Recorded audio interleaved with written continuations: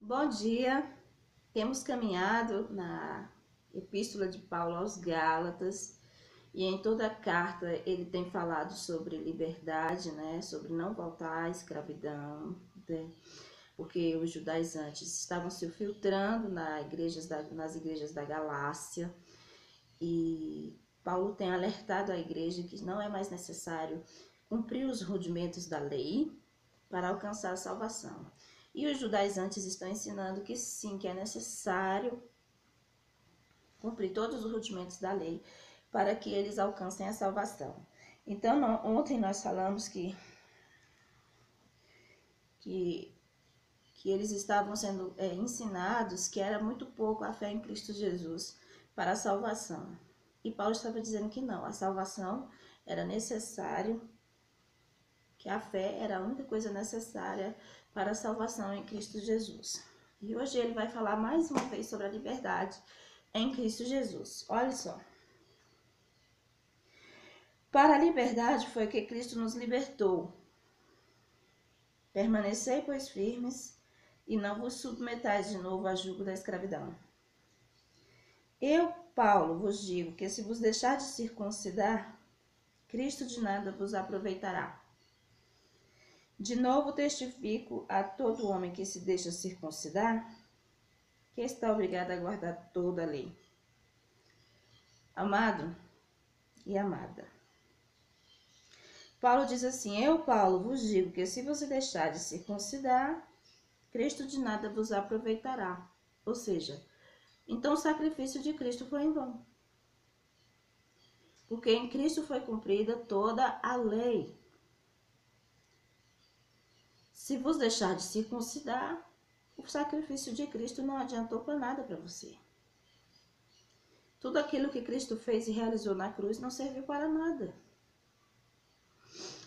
Paulo está dizendo que a lei é ruim? Não, porque Cristo mesmo cumpriu toda a lei. Mas Paulo está dizendo que o sacrifício dele, que ele tendo cumprido toda a lei para que você o aceitasse como único e suficiente Salvador, de nada adiantou. Paulo está dizendo que é impossível, talvez sim, guardar toda a lei. Veja, sabia que ao todo são 613 leis para se cumprir?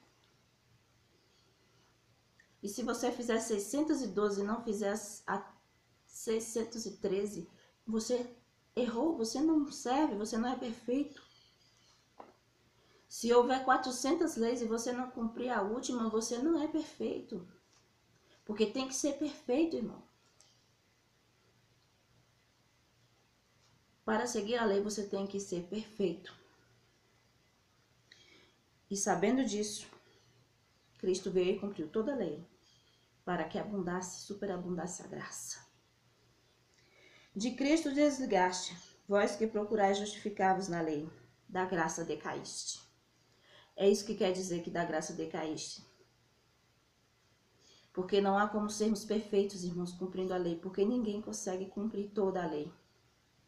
Nós não conseguimos ser perfeitos cumprindo toda a lei, porque tropeçaremos em alguns dos mandamentos, algumas das leis nós tropeçaremos.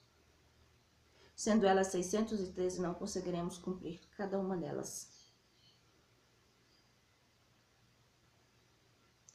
Porque nós, pelo Espírito, aguardamos a esperança da justiça que provém da fé.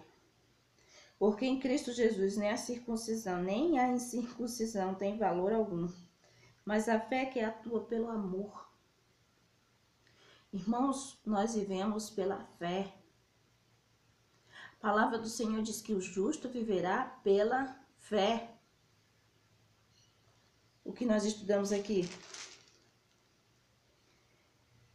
Gálatas 3:11. E é evidente que pela lei ninguém é justificado diante de Deus, porque o justo viverá pela fé. Nós estudamos isso antes. Aí Paulo elogia, dizendo assim: vós estavam indo bem. Quem vos impediu de continuar a desobedecer à verdade? Esta persuasão não vem daquele que vos chama. Um pouco de fermento leveda toda a massa. Ou seja, a religiosidade, irmão, contagia. é contagiosa. Eu diria que esses versículos estão muito ligados à religiosidade. O religioso é que fica preocupado com rituais. O religioso é que fica preocupado, será que eu estou salvo hoje? Será que eu estou salvo amanhã? O religioso não acredita que o sacrifício de Cristo é suficiente para salvá-lo. Que ele tem que fazer um ritual hoje, que ele tem que fazer um ritual amanhã. A Bíblia diz que alguns fazem muito sacrifício, mas o coração deles está longe de Deus. Não importa quantos sacrifícios nós façamos, mas se o nosso coração está longe de Deus, nada adianta.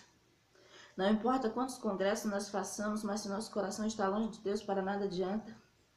Não importa quantas cruzadas, quantas coisas façamos, se o nosso coração está longe de Deus, para nada adianta. Não importa o quanto religioso você seja, porque o religioso se preocupa se fulano A está fazendo aquilo, se fulano B está fazendo isso. Ele se preocupa muito com a vida alheia.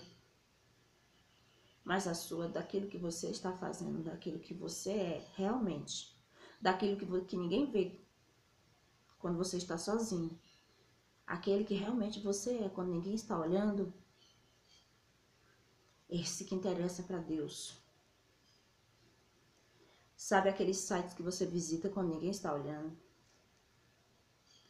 Aquelas suas ideias, aqueles seus pensamentos que só você e Deus sondam. Pois é isso que interessa para Deus. Né? Quantos rituais você faz? Não basta a multidão dos seus rituais. Importa quem você é para Deus. Agora não estou dizendo que você vai deixar de ir para a igreja 3 ou 4 vezes por semana.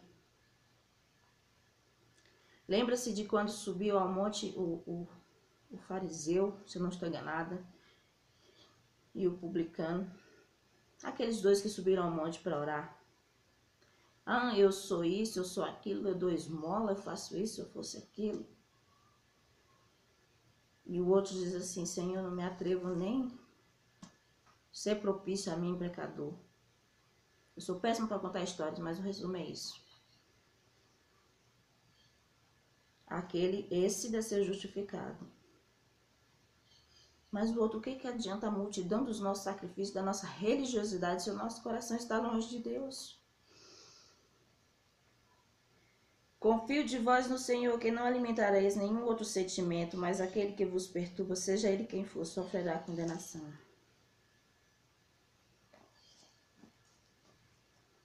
Vamos parar um pouco e pensar, irmãos, sobre questões como essa. Deus nos chama para sermos espirituais e não religiosos. E a linha que separa a religiosidade da espiritualidade, ela é tênue.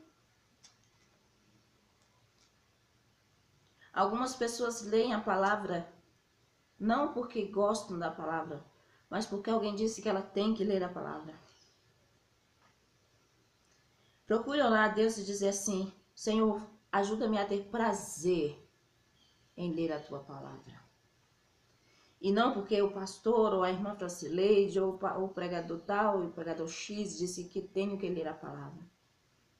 Aí você pega a palavra, poxa vida, eu não queria ler essa palavra, mas eu tenho que ler a palavra. Não. Eu vou para a igreja porque tenho que ir para a igreja. Não. Eu vou para a igreja porque eu amo estar na casa do Senhor. Eu amo estar com os meus irmãos. E quando eu não vou, eu sinto uma falta terrível de estar na casa do Senhor. Não ore porque eu tenho que orar. Ore porque você sente falta de falar com Deus, porque você sente alegria em estar na presença do Senhor. Estão entendendo a diferença entre ser religioso e ser espiritual? Algum tempo atrás, irmãos, eu sentia peso na consciência, uma coisa estranha, porque eu não lia a palavra, porque eu não orava toda hora, todo dia. E agora eu sinto prazer em ler a palavra. E sinto falta e não um peso. Para mim não é um peso ler a palavra, para mim é um prazer ler a palavra. De fato e de verdade, eu entendi a diferença entre ser religioso e ser espiritual. Isso leva um pouco de tempo para nós entendermos a diferença entre ser religioso e ser espiritual.